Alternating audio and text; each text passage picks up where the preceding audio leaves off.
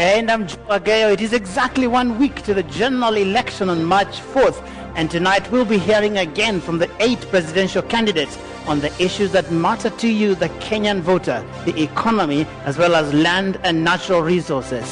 The live audience here at Brookhouse International School has agreed to remain silent. No jeering and no cheering during the debate. The only exception will be now as we welcome the candidates to the podium.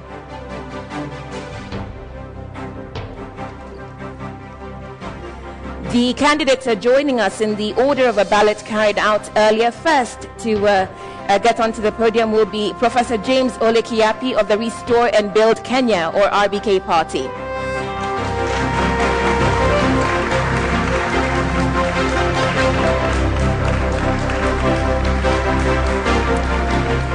Next on stage, Musalia Mudavadi of the UDF, United Democratic Forum Party.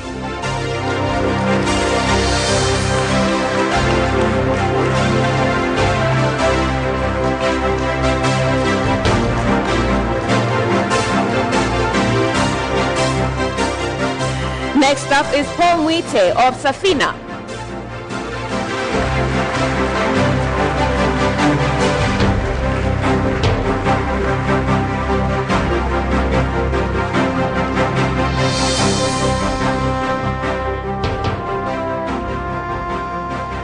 The next presidential candidate on stage, Martha Karua of NARC Kenya.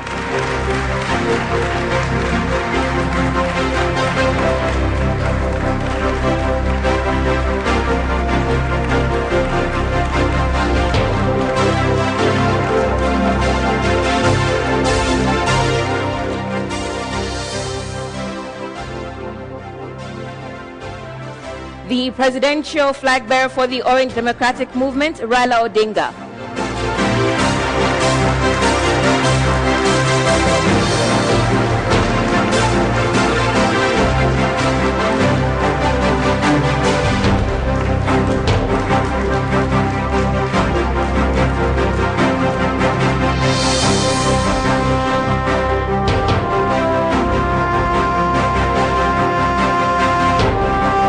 The next candidate on stage will be Mohamed Abduba Dida of the Alliance for Real Change.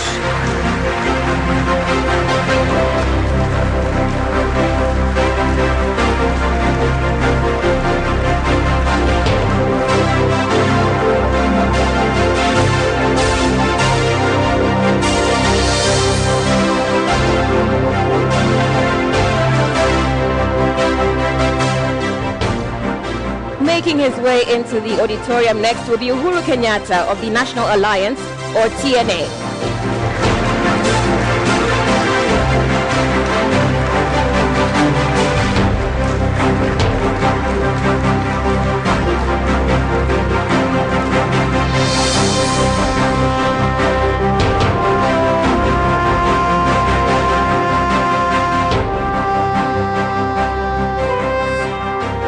And completing the list of 8, Peter Kenneth of the Kenya National Congress.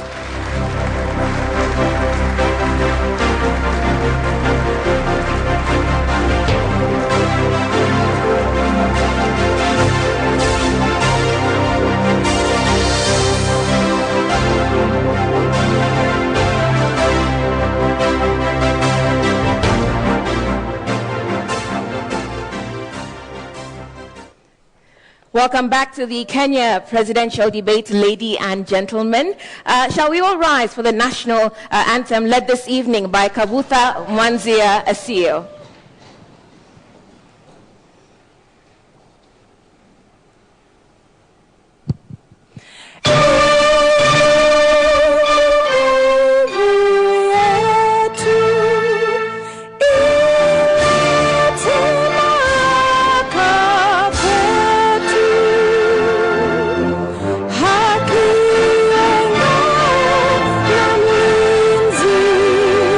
Natika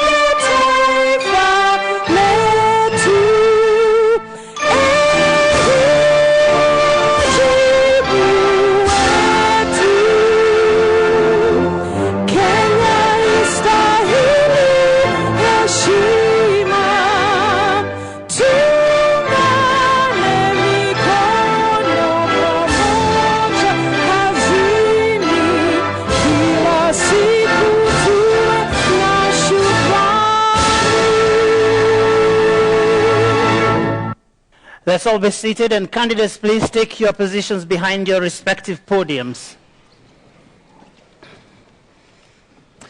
Well, this is the first segment of the evening that is going to be on the economy, and that will be driven by my co-moderator, Uduak Amemo.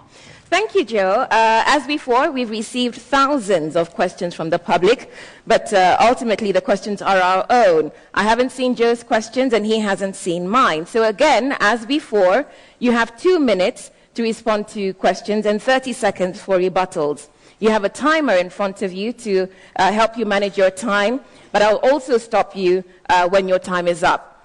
I'll also remind you that you've agreed to address each other respectfully and to keep your language civil.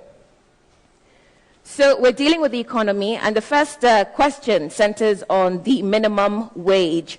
I'll start with you, Professor Kiapi, in the order of entry.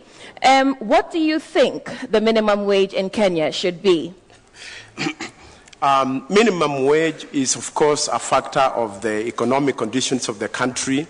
It is a factor of the labor itself, and it's also a function of the employers and the negotiation between the government and the trade unions.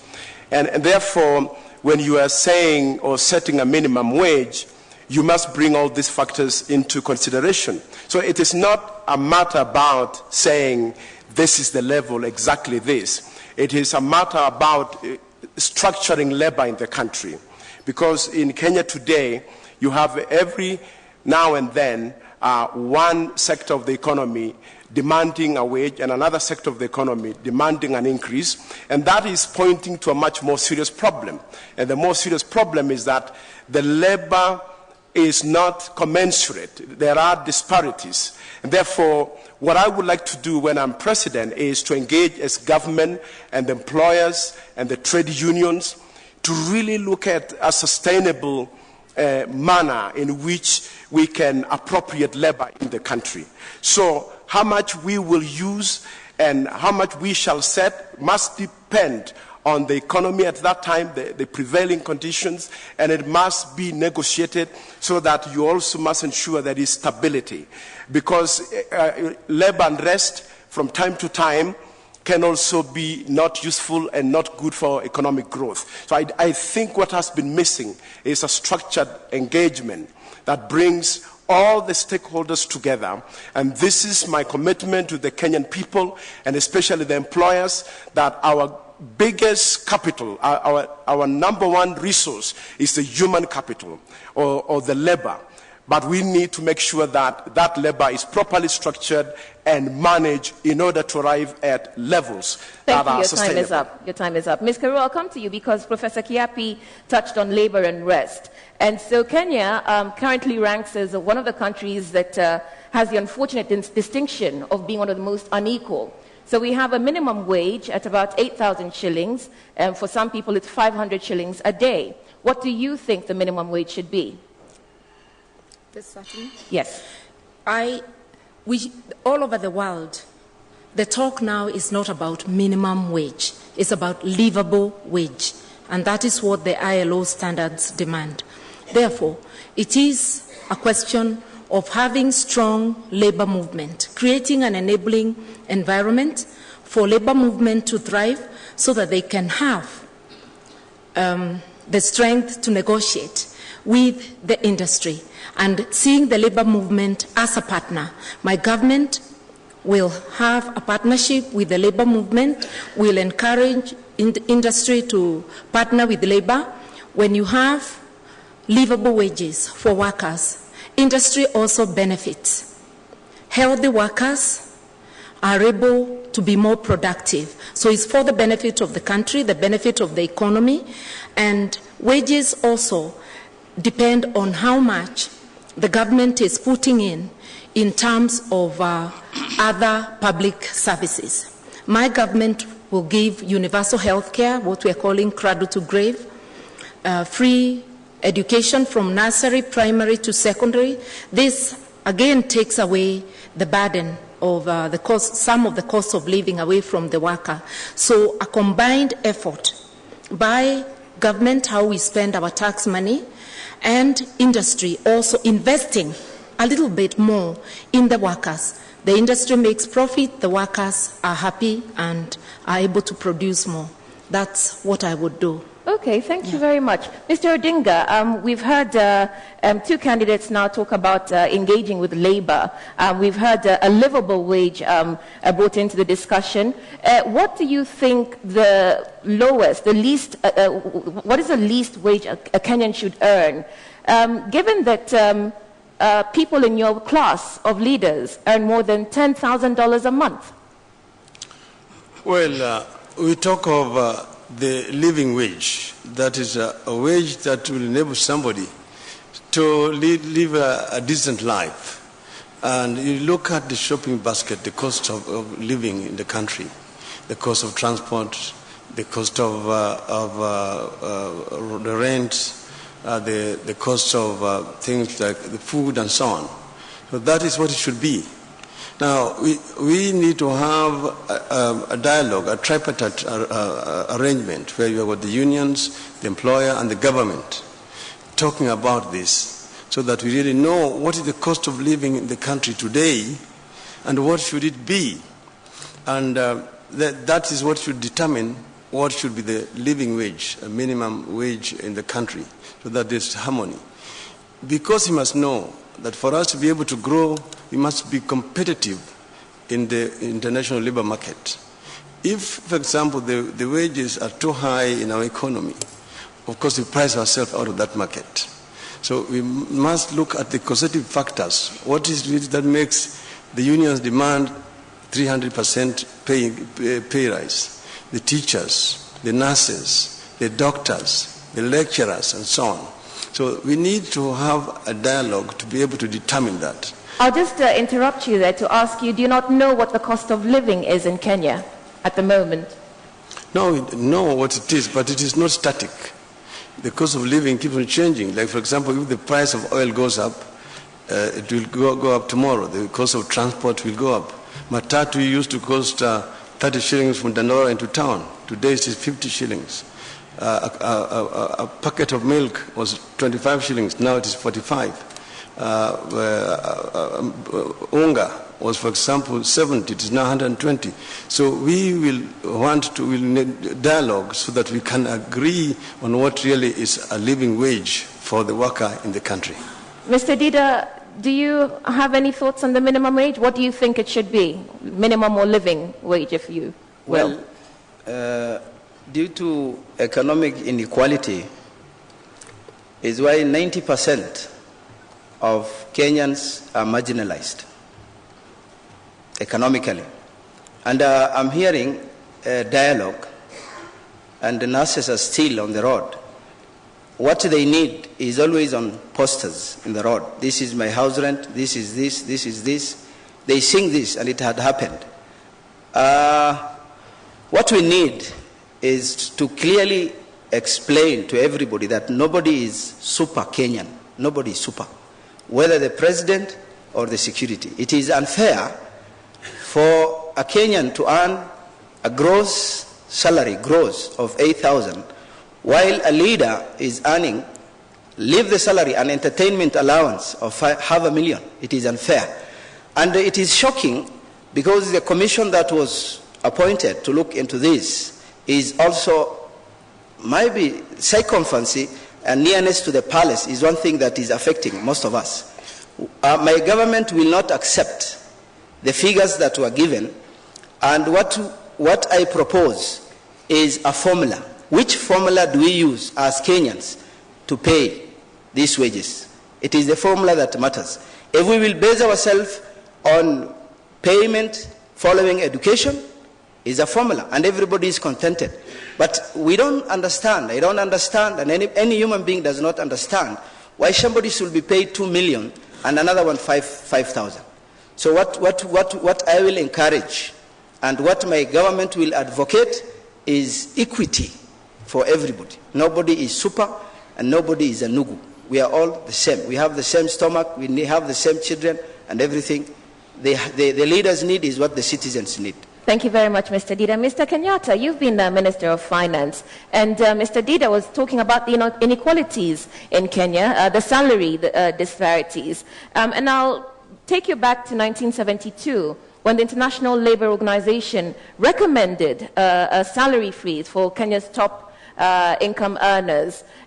What do you think is a livable wage for Kenyans, and would your government freeze the salaries of its top income earners? I think the most important thing to recognize is that the cost or the minimum wage, the living cost, is not something that you can say is a fixed cost, because it depends on overall the cost of living. What we need to ensure is that we have a wage that ensures that people have a decent living, but at the same time, a minimum wage that ensures that also as a nation, we remain competitive. And that is why we, in the Jubilee Coalition, are actually focusing not just on the wage bill itself, but to actually just say that we need to really focus ourselves, especially when it comes to agriculture, reducing the cost of agriculture, making food much more affordable, looking at housing. How can we make the cost of building our houses that much cheaper so that the rents can come down? Because at the end of the day, that wage is supposed to ensure that every individual in Kenya who is employed has a decent life. That can only come once we ensure that we also are maintaining the prices of our foodstuffs, telecommunications, and so on and so forth at a level where we don't have to consistently push the wage bill up in order to allow people to survive. That said and done, we must also recognize that as politicians and as leaders, we do have a moral responsibility as well to ensure that these kind of heavy salary increases that we consistently give ourselves as politicians don't actually happen. I want to remind Kenyans that when I was, during my tenure as the Minister of Finance, I was under intense pressure from members of Parliament on this issue of increasing salaries. And in fact, our finance bill was very late because I actually rejected that. And I told them that it's actually not possible for us to be able to award ourselves these huge increases while at the same time expecting the average Kenyan to live on the kind of salary wage he has. Mr. Kenneth, we've heard about the huge wage bill in Kenya at the moment, which I believe for the leadership, the government wage bill is 8% of our GDP. Our leadership size is also comparable to the US, although their population is 10 times more than ours. So how would you address this income disparity in Kenya? I think first of all, with the Constitution, we need to implement the issues to do with salaries and remuneration commission so that we can have basic standards within government officers, and this would be across the board. I am happy that they have seen it wise to reduce, and they should be encouraged to reduce further so that we can save the government from such a huge wage bill that needs to go to basic services. When we talk about cost of living is one up because basic services are not there. So if you get your 8,000 shillings, you still have to cater for yourself from a medical point. The transport system is not there. You have to secure yourself. And sometimes then you find that you have been left with nothing to take home. Now, in assessing what the minimum wage bill should be, it is important to review what the rate of inflation is. It is also important to cushion Kenyans against factors that are external. We need to think of how we can cushion Kenyans against, for example, when oil goes up, our food prices go up. We need to cushion Kenyans when the dollar goes up, appreciates against the shilling. Then because we are a net importer, we are left with no choice but to increase. And I sympathize with the ordinary worker because they are really suffering. But we also need to expand our economy to create opportunities, because at the moment also our workers have been reduced to compete for fewer opportunities in the market. And therefore, the issue of the minimum wage bill becomes more or less compulsory. But if they had opportunities, they would be in a position to venture into other areas of employment within opportunities that have been created within the labor market. Thank you, Mr. Kenneth. Mr. Mwiti, I'll come to you because so far from the candidates, we haven't really heard any specifics about what the lowest Kenyan should be, what the lowest salary should be for a Kenyan. Yet we all know what Kenya's top income earners make, those of you in leadership. So can you tell us what you think the least a Kenyan should earn is? First of all, let's look at the statistics. The World Bank places Kenya at number 171. Only 27 nations are behind Kenya in terms of poverty, measured on the basis of the GDP. We're talking about a country, Kenya, where the GDP is $286 per annum, works out at 24,000 shillings per year. We're talking about a situation if we are to distribute our wealth equally, each Kenyan would be getting 2,000 shillings per month. Works out at about 66 shillings per day. The cost of 2 kg portion meal, unga, which is why they talk about the unga revolution, is 140 shillings. So these are the statistics that we should be looking at. What is the rationale when you are fixing the minimum age? It should be a wage that is able to give a Kenyan a decent living. But where is it going to come from? I see a disconnect, for example, between taxation policies, particularly with regard to small-scale businesses and medium-scale businesses. Because as we tax businesses, we need to nurture those businesses so that they can produce more, so that what you are taxing them can be more. Because there is a limit to what the businesses can afford. I mean, when you talk about the minimum wage, the lowest paid are domestic workers and agricultural workers. And yet, what they are paid is not enough to give them a decent living. On the other hand, there are constraints on the employers. So we need to harmonize, we need to rationalize. The bottom line is that we must make our economy grow. We must come up with policies that nurture businesses. We must aim to export more than we import. Your time is up. Thank you. Mr. Mudavadi, I'll come to you because we're hearing about addressing the economic system, providing social services, making sure that, reducing the burdens on the average Kenyan worker. Do you think, perhaps that there should be a minimum wage or not? And we've also heard two of your rivals talk about minimizing the wage bill. But the question flowing from all of this is the cost of our leadership. If we talk about where the money for a minimum wage will come from, surely it will come from, the leadership and reducing the costs that you and your colleagues are incurring on our behalf. Yeah, I would like to make one observation, and this is that clearly Kenya does not have a good wage policy. We have not reviewed our wage policy on a serious note for a very long time. We have lived with what we more or less had at the very beginning, and it has not been reviewed, bearing in mind that now we have a more open, a more market-oriented economy. So this is one thing that I would immediately pull all the stakeholders together so that we can review appropriately the wage policy. The second point I would just want to point out is that clearly the 8,000 shillings is not sustainable in the long run. Right now, every Kenyan, particularly the poor Kenyan, spends up to about 70% of their resources on food alone. Not shelter yet, not on other items yet, but just food alone. Now, clearly, if we want to help the Kenyan people and make them have a truly living wage, then we must institute certain measures. We must make sure that agriculture can expand so that food can be cheaper. We must tackle aspects of energy production because these are matters that go into a lot of production, and that would help in easing the cost of production and as a consequence be able to help Kenyans meet their daily lives. One other thing that is serious is the cost of fuel. I've talked of electricity, but the cost of fuel is so prohibitive. Right now, the common man spends almost 100 shillings a litre on kerosene, which they use for cooking.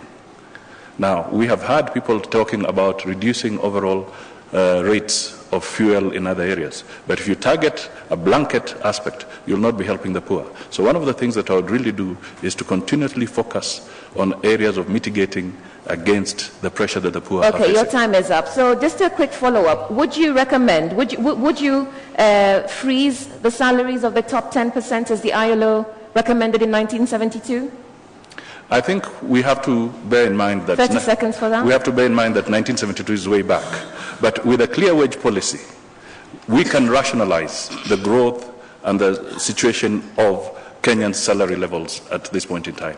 The Remuneration Commission is a good step in the right direction, but they must work quickly and have this policy adopted and even endorsed by Parliament as soon as possible, so that we can now move and remove the distortions in our economy. Okay, Ms. Karua, would you freeze the salaries of the top 10%? I think it's no longer necessary because we have an organ, a constitutional commission to do that.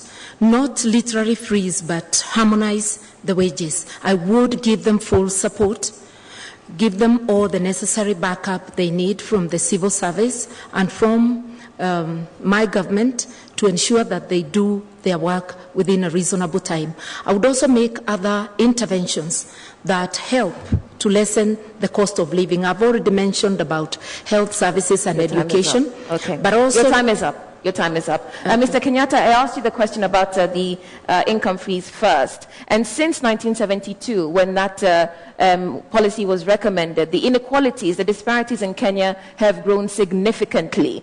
Would you recommend a freeze for the top income earners? I think I would recommend a freeze, and it's not necessarily a freeze, but we have to recognize that if we are to retain sanity in our financial management, especially as a government, we have to ensure that our public officers are paid a reasonable wage, but not a wage that at the end of the day pushes other salaries up because we have awarded our salaries that are not in line with any principle. It's just a question of sitting in Parliament and agreeing. Thank you. Mr. Kenneth? I think we need to be sensitive. We need to actually look at the higher perks that people earn, and also we need to think of how to bridge the gap. And for me, we need to create choices so that workers are not left with no choices. And the only way to deal with this is to give incentives to the economy to grow so that workers can have the choice of selecting where they would like to go. Yes. No freeze from you. Mr. Dida, what do you think? My government will recommend not only a freeze, but an overpayment. They have to pay it back. Yeah. Because that injustice, why these commissions and why the new constitution is to be implemented, is just to come up with a healing process. And some of us have very huge debt, and this has to be. The only way is they pay it back.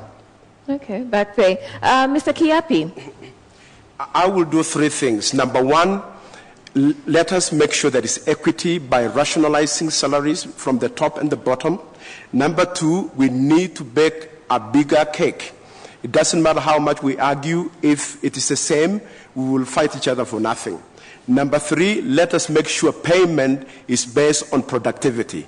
If you do more, then we pay you more. Unlike now, where parliamentarians sit for 1 hour and you pay them 800,000, and teachers are teaching for 8 hours. Your time is up. Yes. Mr. Mwite, would you freeze salaries? Safina government would be sensitive to the outcry of the Kenyan people in terms of the salaries and allowances earned, for example, by members of parliament, ministers, PSs, and what have you, and therefore would make a very strong recommendation to the Salaries and Remuneration Commission to take those sensitivities into account and bring them down. Kenya is one of the most unequal nations on the earth, and a good starting point. Your time is up. Thank you. Mr. Odinga, would you freeze salaries of the top income earners in Kenya? For this economy to grow, we must reduce consumption. At the moment, the current expenditure is just too high. You're just consuming. We will actually recommend not just a freeze, but reduction. And I will begin with myself. I will have the pay of the president so that I can lead by example. You will and have to others pay. Follow suit. Okay, thank you very much. And we'll move on to the next set of questions, and these have to do with your personal economies, because you've all talked about addressing corruption. Sorry, we're moving on. We are addressing corruption now. You've all talked about it. And so I'm going to ask you about your records, because some of you, those of you who've been in public service for some time, are associated with certain events in our history which have been thrown up in your quest for leadership. And so, Mr. Mwite, I'll start with you. Sure. Because in the 90s, Kamlesh Patni alleged that he gave you a bribe of 20 million shillings. You told Parliament in April 1999 that you'd responded to the Law Society of Kenya on that matter. Can you please tell us what exactly took place, whether you accepted a bribe of 20 million shillings from Kamlesh Patni? It is absolutely not true. I mean, what was happening in the 90s is that I and Professor Anyang' Nyong'o were the ones who broke out this issue of Golden Bag. The system then focused on me. And let me tell you, some of us have had to pay very high prices.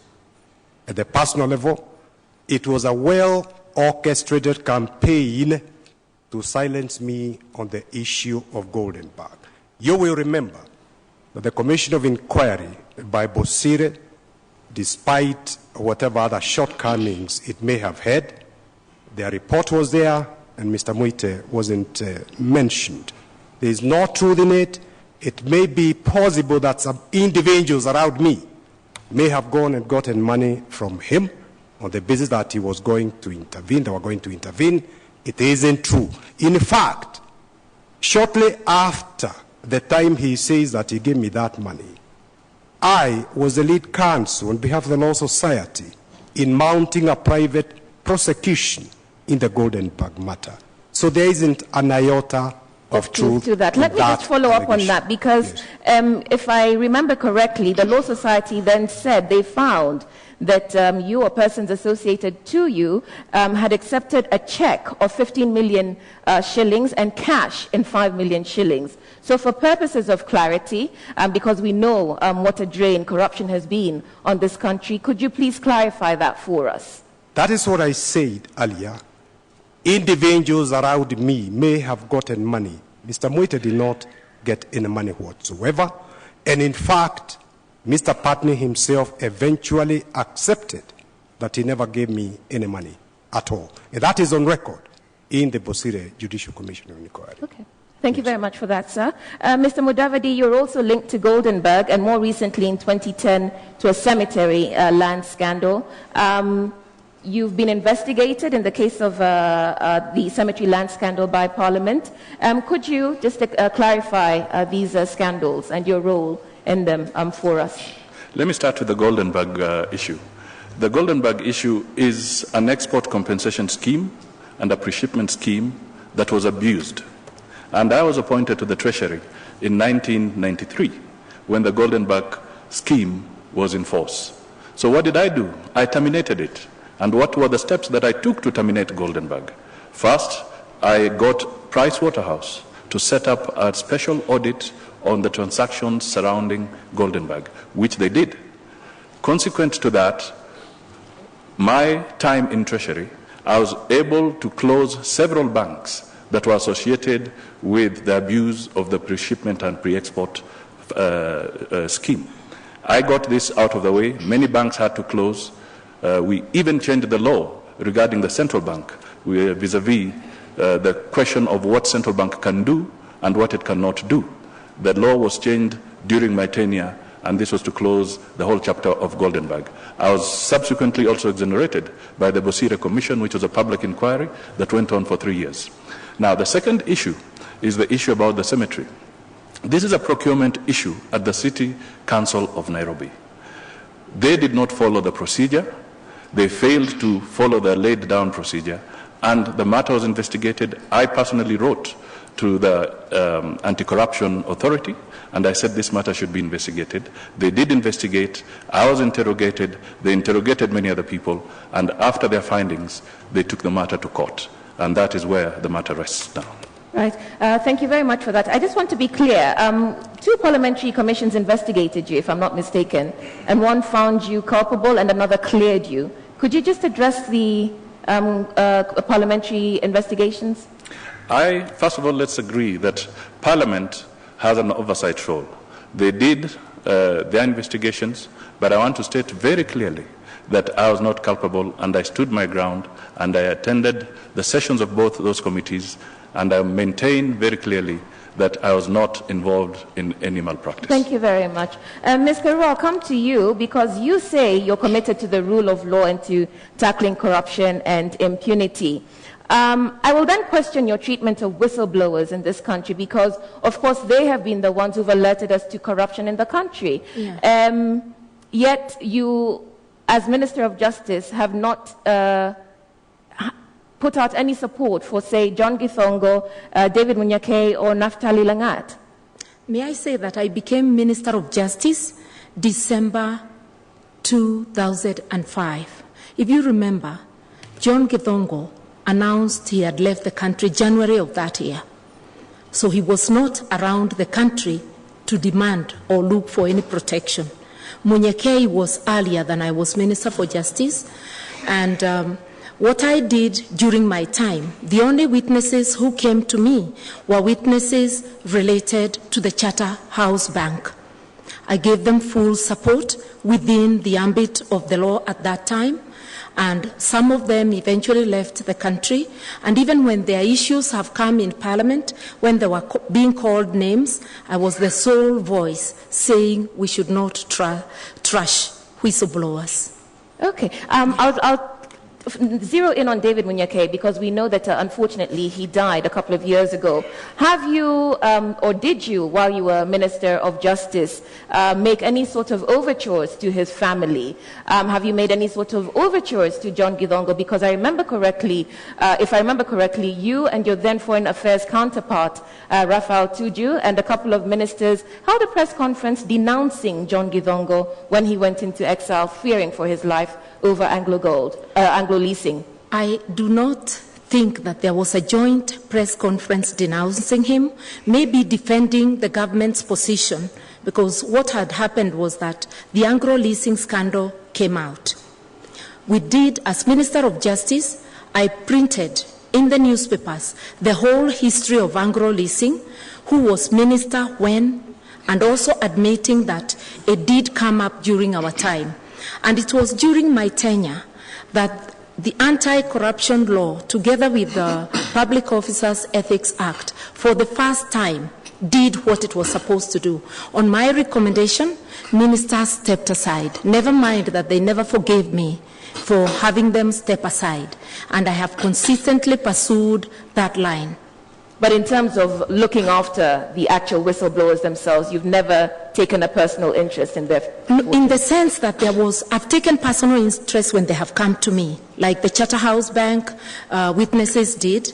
But for those who were abroad, honestly, how would I look after them? David Munyake was not abroad. David Munyake, his matter was an old matter, and there was no scheme to support what he needed, because he came to my office once when I was Minister for Justice. He needed support, financial support.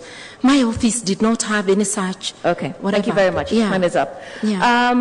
Mr. Odinga, you've been in public service for a while, and so you are associated with several scandals. We have the Urban Food Subsidy Program. There's the Kazi Kwa Vijana. So a whole raft of ambitious programs originating from the office of the Prime Minister that have unfortunate ends. Could you please clarify this for the sake of our viewers? Well, the Kazi Kwa Vijana project was basically a project that we conceived in very good faith to try to cushion the youth at a time when the economy was really very bad. It was intended to put money into the pocket of the youth at that time through projects like road construction, construction of dams and water ponds, clearing of drainages, and so on. My office was merely coordinating because it was being executed by line ministries, 6 ministries to be exact. And it was executed and to the end, in that financial year, and about 300,000 jobs were created for the youth. But it was also a good lesson for us that bureaucracy can actually frustrate something that is very noble, because when it was audited, when we got information that there had been some indiscretion, we asked the Treasury to carry out an audit. This audit was carried out, and it was found out that there had been some double procurement in some ministries. Please carry on, but just watch your time. Yes. And the action was actually taken against the officers who were found to have been culpable. The World Bank also did an audit of this particular program. And the World Bank actually eventually gave it a clean bill of health and decided to continue with a component of it, which is right now being rolled out by the private sector. So it was actually a stimulus program aimed at cushioning the youth at the time when the economy was very bad. There was the drought, we had a post-election violence, and there was a world economic meltdown. And that's the reason why we introduced it. We have learned a lot of lessons from it. Okay, so your time is up. I'll follow up, 30 seconds. The urban food subsidy program, which turned into the maize scandal. Could you clarify that, please? The maize scandal, when we got information that there had been some indiscretion, I asked the officers who have been mentioned in my office, the permanent secretary and the chief of staff, to step down for investigations. I also suspended 2 ministers, but as you know that my action was countermanded. What I said was that these officers were investigated and only brought back after independent investigations were concluded. Your time is up, but I will follow up because we see different treatment of ministers from you, double standards, so that you suspended ministers when it came to the maize scandal, but we've had recent controversies within the health ministry, and no minister has been suspended. How do you justify that? There has really been no concrete evidence provided to show that there's been any kind of wrongdoing in the ministry financially. There have just been wild allegations and claims. If I had any concrete evidence that there was any indiscretion, I would not hesitate to suspend the minister and the permanent secretary. But this has not been the case. Okay. Ms. Karua, you want to say something? I just wanted to remind the Honorable Prime Minister that one gets suspended not because there is concrete evidence against you, to facilitate investigations. And therefore, in the case of the NHIF scandal, there was concrete evidence of irregular payments to health service providers.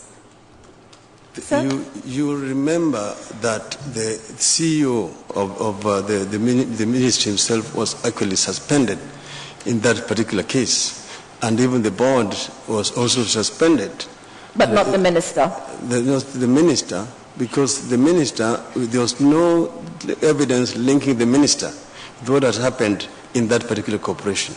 If there had been, I would not have hesitated to suspend the minister to facilitate investigations. Okay, thank you very much, sir. Mr. Dida, I'll come to you. Again, personal economies, because you've told us, or you've told the media that you have an employment agency that sends workers to the Middle East. Is that correct? It is an agency that was meant to save the plights of Kenyans by sourcing employment. Right. So I'll ask you the substantive question. As president, you're expected to create jobs in Kenya, but you have a personal business that outsources Kenyan labor, takes them to the Middle East where they work, presumably as domestics. And we've all seen, the images of, people and the way they're treated in the Middle East. Is this correct? Is this right? Kenya is very rich in human resource, and the world is in need of this gift that God has blessed with Kenya. But one thing that failed the system, it is not, employment was not sourced only in the Middle East. We have, in the country, we have 57 employment agencies who source for employment all over the 5 continents. But all of us were frustrated because the country lacks legal infrastructure. It is the state It is the government that is to agree, have a memorandum of understanding with the other government on what a Kenyan should be paid, how the children, what will be the fate of the children, what will be the housing, medical, all this. So it was us following our problems. I worked for the government and had to leave because of funny salaries and because of very funny working conditions. Then when we came up with this idea, go to the Ministry of Labor, my returns every 4 months reached 0, 0, 0. When we went using our money and came back to report that things are hostile outside, we were told a commission will be formed, it will investigate. We are waiting up to this minute. Okay, with respect, Mr. Dida, you haven't quite addressed my substantive question. Is it right for you as a president to be sending Kenyans abroad to work as domestics? Should you not be concentrating on creating jobs and strengthening the environment here? We have to take advantage on any system or any opportunity that will save our current condition, within the country and outside the country, whichever avenue. And every year, the government makes billions of money following the Kenyans who sneaked out of this country. And when this was severally repeated, that it is not safe to work outside, it is not safe to work outside. As we speak, Kenyans are going. As we speak, they are going. Your time is up. Mr. Kenyatta, a few years ago, there was a clerical or typing error. The newspapers report this in quotes that resulted in millions of shillings being lost within the budget that you presented to Parliament. Could you explain that? Let me first begin by saying that there was no money lost. And even as the media has reported it, as you've correctly stated, it was an error. We acknowledged that particular error. The matter was investigated by both the Parliamentary Committee, the IMF, and also the Office of the Auditor General, and it was found to be precisely that, an error. I have never been accused of any kind of financial impropriety, and furthermore, as a result of that error, I did in fact take action of overseeing the re-engineering of the Integrated Financial Management Information System to include a budget module so that that error would not be repeated again in the future. Thank you, sir. Mr. Kiapi, just this weekend in the newspapers, a court order directing you to pay over 700 million shillings to a supplier because his contract was improperly terminated. Could you address that, please? Yes. When I went to the Ministry of Medical Services in September 2008, I found that my predecessor had signed that contract with a company called Dole International. And when I arrived, there was already investigation by the Anti-Corruption Commission because it was alleged that the procurement did not follow the law. So basically, as a new PS, I was briefed by the ministry officials that I could not approve that payment pending this investigation. And I was also equally advised by the Anti-Corruption Commission that it would be imprudent. So that's what I did. I basically said, let the investigation take their own course. And in the end, we went to the Public Accounts Committee, and I gave again the same submission. The issue was not me approving money, which I was not confident of. The issue was to be sure that the government or the public resources were spent correctly. And that was my role. In fact, if anything, I protected public resources. And I must be commended for that. Thank you. Mr. Kenneth, there are questions about your wealth, in spite of the fact that you're the only MP who's paid taxes. And these questions stem from your previous life in private service. Could you address that, please? Well, I only served in two places, in public places. One was the Kenya Football Federation, where I was the national chairman. We had no funding from government at all, and the entire funding was coming from three corporate sponsors, Kenya Breweries, BAT, and SmithKline Beechams, and their own officers were signatories of any money spent for KFF together with our Secretary General. And when I left, we left an audited account and 11 million shillings in the bank. Second time I served as in a public office was at Kenya Insurance Corporation as managing director. All I did was to prepare the company to be stock listed. And today, is one of the best quoted companies in the stock exchange. Okay, thank you very much. So very quickly, yes, Mr. Kiapi. Udwak, I want to ask a question to the office of the Prime Minister. Yes, go ahead, please. And the Deputy Prime Minister, who was then Minister for Finance. Go ahead. When I went to the Ministry of Education, I was alleged to have presided over the loss of free primary education when it was obvious that I had just left the Ministry of Medical Services. And even though I tried to bring out to the public domain that I was just a new PS, and the reason I went there was actually to go and sort out the mess. Your question, please. The two officers, why did they fail to bring this matter to conclusion up to this point, to explain to the country what exactly happened, whether or not that money was lost? Mr. Kenyatta, I'll start with you. That matter was investigated, and in fact, it did reveal that a number of officers at the Ministry of Education were involved in irregular activities. There was also an issue on the other side of certain expenses that were not part of the program, but you could not necessarily tie impropriety to them. The report was completed and finalized even before I left the Ministry of Education, the Ministry of Finance. Right. Mr. Odinga, a chance to respond because you also asked the question. To my knowledge, some officers in the Ministry of Education were actually prosecuted, and some of them actually sentenced to serve prison terms. So I'm very surprised that my brother is saying none of the officers was found to have been implicated. I did suspend the minister at that time because of some remarks he had made somewhere saying that he was rewarding people from his constituency with this money. So I'm saying we need to be able to take action when we find in this Your time is up. Mr. Dida? The policy, I'll give Mr. Dida generally was, if you can't beat this government and the corruption system and the cartels, you join them. That is why those who never liked it, there was no option. Kamlesh Patni, you mentioned, is a young man who confused everybody in this government. And he said, jail me, but we will go, all of us, from the retired to the current in the system. Okay, your time is up. Mr. Kiapi. I just wanted to clarify that there were two issues. There was an earlier inquiry which forced the PS to be asked to step aside and which necessitated the extended forensic audit.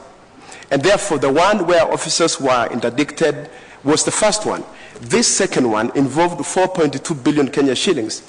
And later on, it turned out that 2.3 billion Kenya shillings was just a reconciliation issue. And 1.9 billion shillings actually went to primary schools. And that's the one where I was being crucified. Okay. Mr. Kenyatta, back to you. Like I said, the issue was two parts. One, that we were able to prove actual impropriety, and action was taken against those officers. As Mr. Kiapi has said, there was also the issue of payments made that were not necessarily improper, but were irregular in accordance with the program. Then there was also the issue of reconciliation. That whole scenario was finished. I think what Honorable Kiapi is talking about is that maybe your time is there up. was no public statement to say that he was not found to be culpable. Right, your time is up. Mr. Odinga. No, I sympathize with him that this happened, but it did not bring this to the notice of the office of the Prime Minister that was having these sort of problems. I would have actually ordered that his name be cleared. He did not. He's just raising it here now. All the times whenever I hear these kind of things, I take quick action. Right. Thank you very much. Mr. Mwite. Out of the 10 billion shillings, the budget error, you will trace 8 billion is actually in the Ministry of Education. Second point, perhaps calling for comment, is that while we say that no money was lost in the Ministry of Education, the British government demanded a refund of money that had been misappropriated. And we refunded from taxpayers' money. Thank you, sir. Yes, Ms. Carroll. I just thought that certain issues have not been raised. For my colleague, Honorable Mudavadi, his role in one of the leasing contracts. And for my colleague, Honorable Odinga, the issue of the molasses land. And for my friend, esteemed friend Peter Kenneth, the circumstances under which he came to own a house that belonged to Kenya Re. These are all in the public domain. Thank you. That's how I know them. Mr. Mudavadi, Ms. Karua has raised a point on Anglo leasing. I want to state that clearly I have not been involved in any impropriety in government. And I want to state here that the issue that she's raising, which had to do with the telecommunications area, was a matter that was investigated and has been investigated. And this happened way back almost 10 years ago. And to date, I have answered all the questions that I have been asked regarding this particular issue. And I feel that I have been vindicated because Your time is up up. today, You've been I vindicated. have not been charged for anything. Mr. Odinga, the molasses saga. Well, the molasses project was a project turned sour, a government cooperation with a foreign company. It was then decided to be sold. It was put under receivership through NS Young. It was sold through an auction by a company.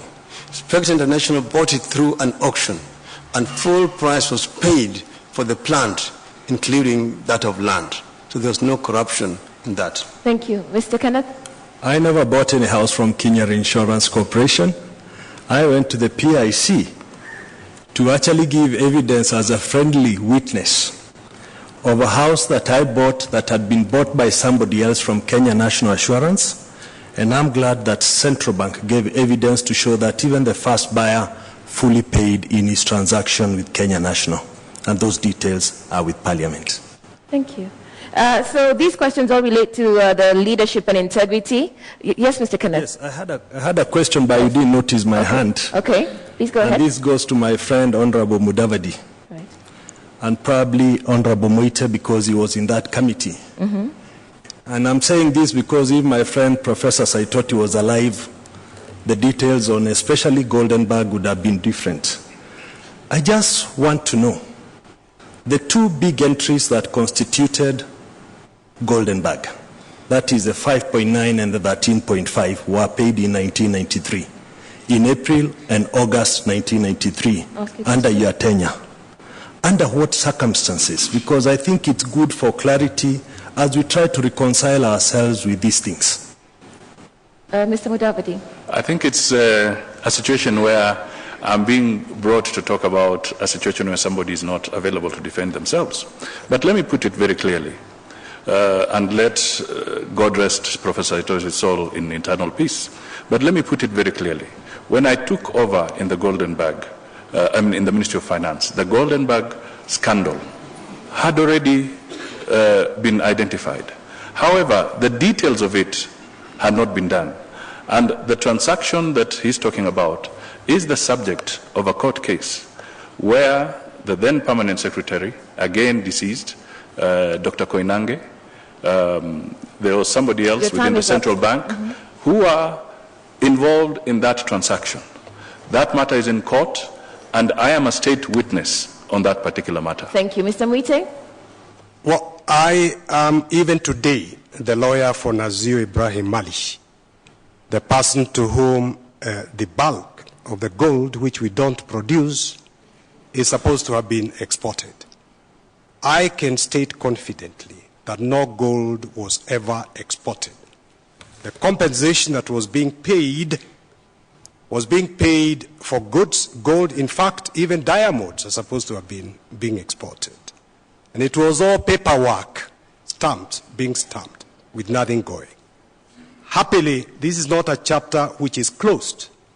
I have the information, Nazir Ibrahim has the information, and I'm sure that one day, those who took Goldenberg money will pay it back. And finally, when you look at the figures, and yes, God rest the soul of Saitoti in peace, but actually less in terms of amount was exported, or rather was defrauded when he was Minister of Finance than when my friend Mudavadi was actually Minister for Finance. Okay. About 75% was stolen when he was Minister. Right. Mr. Odinga, you had your hand May I up? respond to that? Sorry. I don't think Honorable Paul Mwite knows what he's talking about. Because I've stated here that there was a Price Waterhouse audit report that was produced. Secondly, it's on record and it's answered that in Parliament, I stopped further payments which had been recommended by the Public Accounts Committee, that further payments be made to Goldenberg. And I singly came out, moved a motion that blocked that payment of any further funds to Goldenberg. So I am very, very clear, and I stand here with a clean conscience, that I am the one who terminated Goldenberg, which had caused havoc to the economy of this country. Mr. Odinga. In 1997, we in the opposition then insisted that we will be allowed to appoint electoral commissioners so that we can have an electoral commission that is truly independent. At that time, my sister Martha Karua was with us.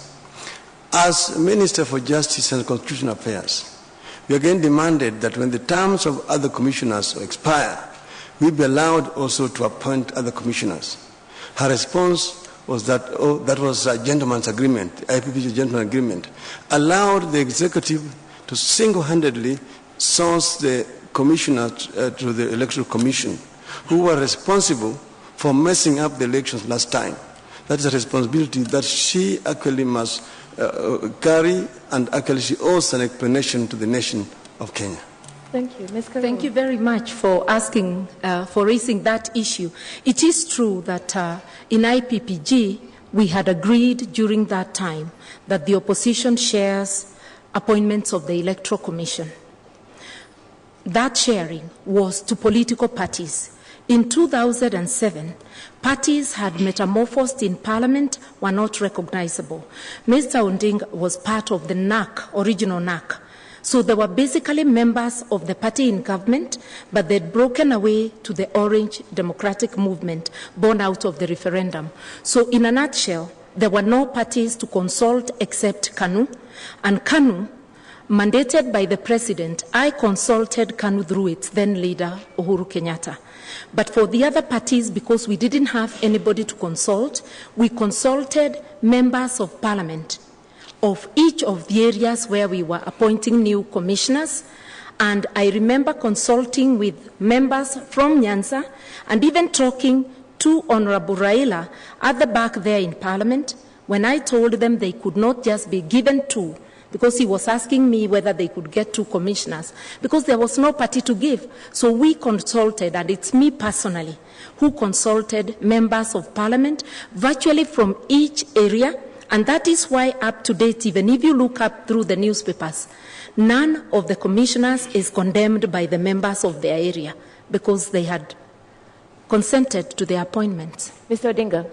I just want to jog the memory of my sister. NAC was a coalition. NAC was not a political party with individual membership.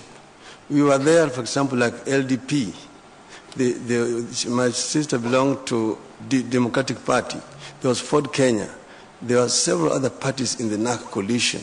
And we were there as members of the Liberal Democratic Party, which was a partner of the National Alliance Party of Kenya.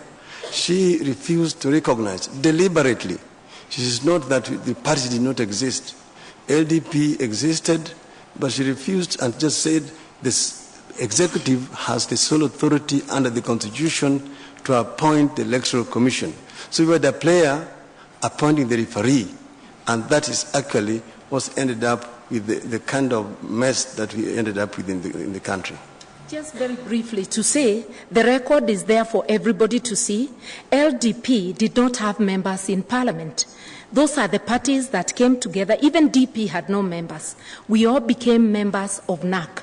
It is only in 2007 where, through an amendment to the Political Parties Act, we've been able to call ourselves NAC Kenya, while we entered through PNU. That arrangement was not there in 2001, and blaming the Electoral Commission for the mess when it is parties and their henchmen who rigged is trying to rewrite history. Thank you. Mr. Dida. Thank you for your sincerity pertaining your questions on integrity and leadership. But did you expect a thief to tell you I've stolen? And number two, pertaining the Electoral Commission and the mess. If things did not go right and the elections were rigged, was it wise for the honorable member, the Prime Minister, to accept the results and sign? If you are not happy, you involve the international, the UN, and it is the best way of doing it. When all that has happened, and then he accepts to partner with that government that he claims to have stolen, is he not guilty to bear everything that has happened? Mr. Odinga? Well, my brother lives in Kenya. I don't know whether he's just come in. You need to know that there was an intermediation by the international community which ended up with signing of an accord to end the violence which was going on in the country. But it needs to be also put on record here that we did not go to the court because the judiciary was very partisan. All those judges had been appointed by one of the players. The Chief Justice was all the times robed, ready to go and swear in the president. So we did the best that we could do in the interest of peace in the country to compromise and agree to sign an accord that facilitated power sharing and made the country move forward. Mr. Dida. The idea by Kofi Annan was just a suggestion. Is it wise you agree and you sign, you are part of the government? A wise thing was, how do you accept? Where will peace come from? The dead are not yet buried. There are so many people who are displaced. And you are not, up to today, people just say it was stolen. The wise thing was, I will not accept these results. It has to be redone, and the international world has to be, I'm a Kenyan, I was born here. Would you like to respond? Witness. The conditions for a repeat of elections did not exist at that time. It was a complete turmoil all over the country. So what we did was really in the best interest of the country, to sign for peace and move forward. This is what we did so that we could actually unite the country and hold on until the next elections. So we acted in the best interest of Kenya. Thank you. Mr. Mudavadi. Fine. I just wanted to point out one thing, but really I wanted to revert a little bit to the earlier debates, because it would be important for Paul Mwite, for instance, to also elaborate a little bit about the Thigiri Ridge investment, which caused a lot of stress within the National Bank of Kenya. I don't know whether he's resolved that. And I would like to know whether Peter Kenneth can tell us what his interest in Prudential Building Society was, and whether he's happy that it went down with a lot of depositors' money. I was never an employee of Prudential Bank. You have to get your facts right, DPM. I was an employee of Prudential Bank, which was totally different from Prudential Building Society. I was not a director. I was not a shareholder. I have read that the shareholders and directors of Prudential Bank have been taken to court by Deposit Protection Fund. Mr. Mwite. It's part of the targeting that I was mentioning by a government in which he was a prominent member. They were targeting you at personal level, your economic base, your reputation, kila kitu. But being a lawyer, I am facing it. I have faced it. And you will hear resolution, Honorable Mudavadi. But permit me to mention separately that I had hoped the Prime Minister, apart from raising the issue of the Electoral Commission, perhaps would have given an opportunity to Honorable Mother Karua to comment on the blockage of a reform package that I had initiated as chair of the Committee on the Administration of Justice, and very supported very ably by the Prime Minister, the Honorable Uhuru Kenyatta, and other leaders. I discussed it with them.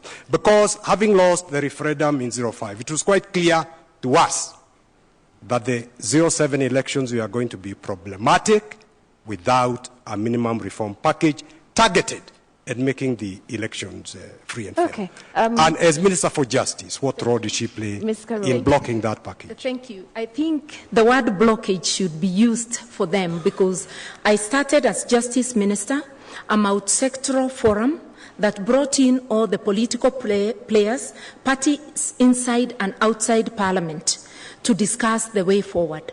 We were actually ready to complete the constitutional review process, but Honorable Moite chairing the parliamentary committee and ganging up with those who had left government quickly punctured that effort and brought in his own package, which he wanted us to take as a medical prescription without discussion. It wasn't possible. Even a government has a voice, and that way it was completely impossible to complete the constitutional review process or to have his package, because his package was a must, not negotiable. So thank you. Mr. Kenyatta, your name was mentioned. Mr. Mwite mentioned you as part of the effort to block his reform package. I don't think he said I was part of any attempt to block... He said support. He was, he was supporting. I had breakfast with him in his house. All right. My mistake. He was supporting. My mistake. Mr. Kenneth. Yes. For a couple of minutes, the debate was basically between Dida, the Prime Minister, and Martha about the events of 2008. Yeah. And I would just like to ask, did it have to take us 60 days? Lots of loss of property, loss of life, people getting displaced, and then eventually on the 28th of February come to a conclusion and agree. Did it have to take that long? Couldn't we have looked for faster, easier methods to arbitrate if there was a dispute? And although yesterday we were at Uhuru Park and we pledged our peace and everything, I hope come next Monday we will not have a repeat, because it's a huge loss to our country and our people. It's not acceptable to go that route. That certainly is the hope of every Kenyan, I believe, for peaceful elections, and that you'll all, pursue your disputes peacefully if you have any. But we've all touched on something, the disputes and how they affected the economy. And that has been the pattern of Kenya, that every election year the economy stalls because of the insecurity. We have ethnic clashes, but we also have the business environment and investors jittery. So I'll start with you, Mr. Kenneth. How would you ensure that the cycle of violence we have seen in Kenya, or that elections actually, let me rephrase the question, how would you ensure that elections in Kenya do not affect the economy? I think the first thing is that we have to get our security right. And I can tell you this, for the last 4 years and 5, this economy has struggled. It's growing at its highest at 4.7, which means we can't even achieve Vision 2030. We can't create jobs. We are just about to simply stop going anywhere because the number of jobs that are being created are not enough for many young people who are coming out seeking employment. At the moment, we are only creating 35,000 jobs in the formal sector. We have 1 million Kenyans looking for jobs or coming out to look for jobs every year. Not, of course, to count that you have 5.4 million Kenyans who are not employed. Now, for me, security is very important. I think the independence of judiciary is very important so that arbitration really can be left to the institutions that are put in place. I also feel through the Constitution we have brought in some safety measures. The trigger in the last election was the swearing in. The second trigger was that we didn't think the judiciary could be able to arbitrate. Those are sorted out. I am worried about many young Kenyans who are unemployed and who could use any trigger to cause a dispute. And the only other way to do it is to depoliticize the civil service so that we know that the country can run with or without politicians. And that is why it is very, very important for us to ensure the institutions envisaged in the new constitutions are in place, empowered and working. Short of that, we'll still go to the 5-year cycle, which really hurts our economy. Thank you. Mr. Kiapi, how would you ensure that elections in Kenya don't affect our economy negatively? First of all, we need to change what drives leadership in Kenya. What drives leadership in Kenya is power and raw power, not really people empowerment. It's not leadership in the sense of leadership. What I would like to do is to make sure that we give power back to the people. That's what democracy is all about. So that's what the Constitution says. We empower the citizens by making sure when we go to elections, there will be no rigging because the citizens are speaking. The truth must begin there. Number two, we must make sure the institutions that manage these processes, the IEBC and the judiciary and all the institutions involved, including the security institutions, are given the tools and empowerment, but there is no manipulation. If you set an election and create a power interest and frame them almost like you frame an election to fail, then we have a problem. So I would like us to shift away from election or from leadership that is about intrigues, it's about power, it's about interest, to an election about empowering people in terms of economy, in terms of education for our children, in terms of security, in terms of Kenya's position and international markets. It's about Vision 2030, and it is leadership. Like the American President Bill Clinton once said, he looked at the American situation and he said, the economy is stupid. In Kenya, it is leadership stupid. We've got to fix the leadership. If we do it, there is no problem with Kenya. And I would personally demonstrate it if given to become president. It is this unselfish leadership that is needed. And it is Kenyans who can only do that, because I can't, none of us here can elect themselves as president. It is the citizens who will make up their minds. And they have to do what the prophet told us yesterday. We cannot go round and round and round. We have to break away from that and take bold decisions. Thank you. Mr. Kenyatta, between now and 2013, we have about 17 years and therefore about 3 more elections. But Vision 2030 asks us to attain double-digit growth. How would you do that given the cycle of negative growth around elections? I think the first and most important thing to recognize is that we now have a new constitution. And a lot of things are very clearly stipulated in that constitution.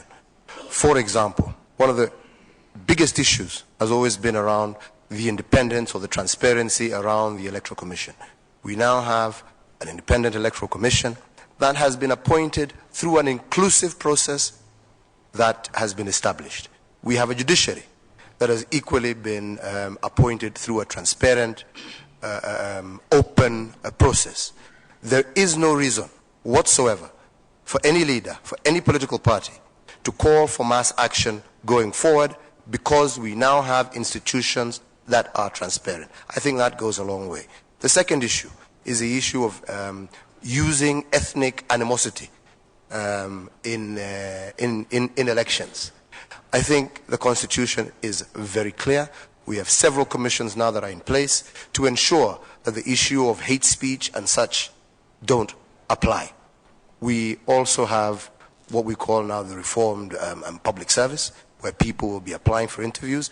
And as my colleague has said, we will now have an administration in place that can operate outside of the political arena and independently and move the country along. I think the strengthening of these institutions is going to go a long way towards ensuring that elections now become an event every 5 years, but not an event that destabilizes the economy. And going forward, I do believe that with a peaceful election this time round, next Monday, I am confident that our investors, our business people, will be able to say that Kenya has come of age and is now able to handle their elections in a non-violent manner, and for us all to accept the results as they come out and the nation moves forward. Thank you. Mr. Odinga, how much responsibility do you accept for stalled economic growth? Because, of course, you've run for president before, and we've had insecurity around elections that you've participated in. Well, you know that we have really been moving forward, getting Kenya from a banana republic to what it should be. Now, we now have developed a new constitution through a very elaborate process. So by faithfully implementing the constitution, we'll be able to create proper institutions of governance in the country that will inspire confidence in this governance. And as far as electioneering is concerned, it actually depends on the players first, the political parties, which need to be national, and also the way that they actually conduct themselves, so that you actually do not divide the people along ethnic lines or inside them, that nobody will come up and flaunt ethnic figures and say that this bloc plus this bloc has got this percentage, so this election has already been won. So you accept no responsibility for past insecurity? Yes, and the other one is, of course, the institutions. The Electoral Commission need to be above board, and also other security agencies, because last time we had a situation where the police themselves were very much involved in the process of interfering with elections. The provincial administration as an institution was used very extensively to try to blackmail people to vote along certain lines.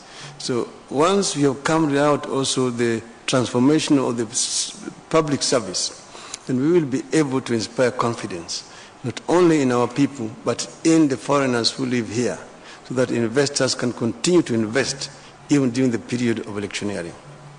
Ms. Karua, how would you address this, given that in the last week we have had the Chief Justice of the country claiming that his life is being threatened?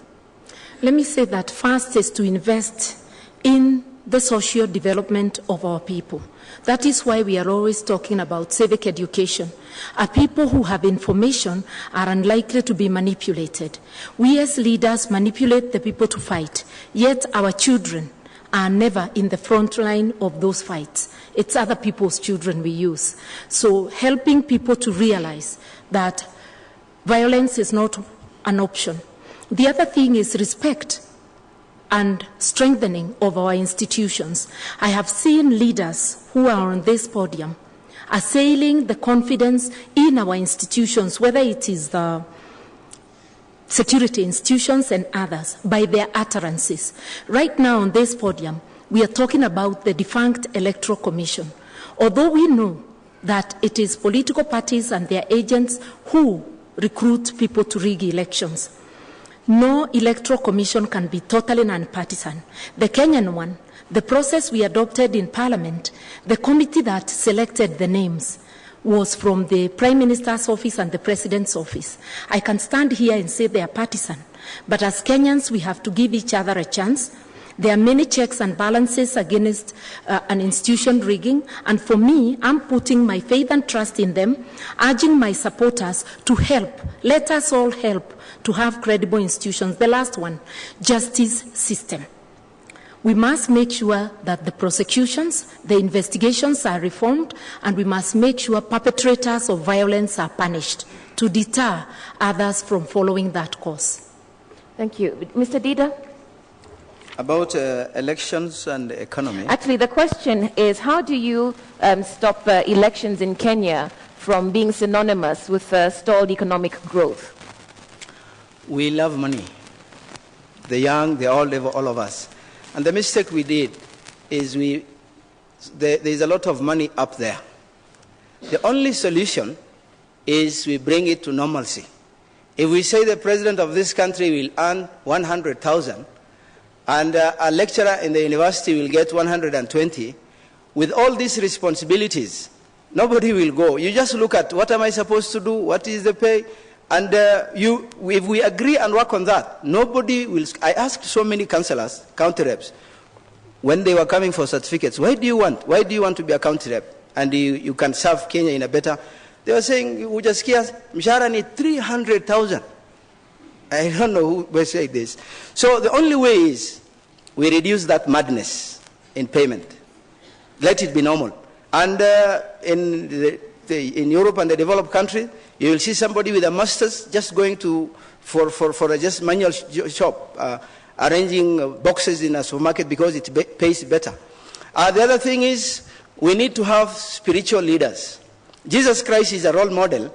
He is a leader who will ensure that everybody has eaten before he eats. Jesus could not be driven home with a convoy of 6 vehicles while it is raining on innocent Kenyans at the stage. If Jesus was a leader, he could not crown himself The Remuneration Commission will say, we have proposed 1.75 for the president, and then you want to be the president, and then you laugh. Yeah, it's good, it's good. No, your reviews. Where will this money come from? This money will be collected from the ordinary Kenyans who have problems with the rent, with the transport, with all these things. So we need to reduce that madness. Number two, we also want to have leaders who mind serve humanity. Mr. Mudavadi, how would you address stalled economic growth whenever we have elections in Kenya? Well, elections must always be seen as an event, and now it's guaranteed, and the date is very clear within our constitution. So we should not have any more doubts around that. But I think, let's face the reality. What may be happening about slowing down of economic growth is not unique to Kenya. This does happen even in the developed economies. Once in a while, when there's a cycle of election, because there's the question of who is going to be there, what policies are they going to stand for, what policies are they going to bring out. This definitely creates some measure of concern and reservation within investors, and sometimes they hold back. Now, as we move forward, I think we will need to strengthen a few things. One, our political parties will have to be strengthened so that they become more policy-oriented, rather than dealing with either tribal orientation or personality cults. This is one thing that needs to come out very, very clearly. The other thing that we would need to work on is to complete the legislation around elections. We have not done that. We have not completed the campaign funding legislation. Now, this brings in another issue, because the question is, people get worried and say, what is going to happen within this government system if there are no checks and balances? Are they going to loosen their guard and mess up with the economy? And all these are issues that come up when one is getting towards an election. But I can tell you, we have started the right process. We then have to follow the law strictly. We have to be disciplined ourselves as politicians. The electorate must also be disciplined and be able to know that it's a process where they determine their leadership, and after they've determined their leadership, they are supposed to go on with their work. But clearly, if Kenya or any other country was about to elect an Idi Amin or somebody like that, the reality would be that there would be uncertainty in the eyes of the investors. So there's need for scrutiny of all candidates as we move along. Your time is up. Mr. Mwite? I believe that the slowdown stems from uncertainties. Businesses, investors feel uncertain. Is there going to be violence? What is going to happen? Uncertainties. And if elections are free and fair, and seen to be free and fair, if elections are fought on the basis of issues, economic issues, interest rates, things like those ones, I believe those uncertainties will be a thing of the past. Ultimately, apart from elections being free and fair, we need to address the core issues which give rise to it, the root causes, which are the poverty levels, ethnic mobilization, the land issue. When these are addressed and solutions found, then elections will just be an event, and investors will not need to harbor any uncertainties. But there is a lot to celebrate in Kenya. We've come a long way. I like the way that people have been sensitized about there not being any need to lose any Kenyan life. I believe there is not going to be any violence. Any person who is going to lose the elections will go to the courts. But the earliest signs should be addressed. For example, there are still people who moved in other people's houses, people from a particular community, moved into houses built by members of another community.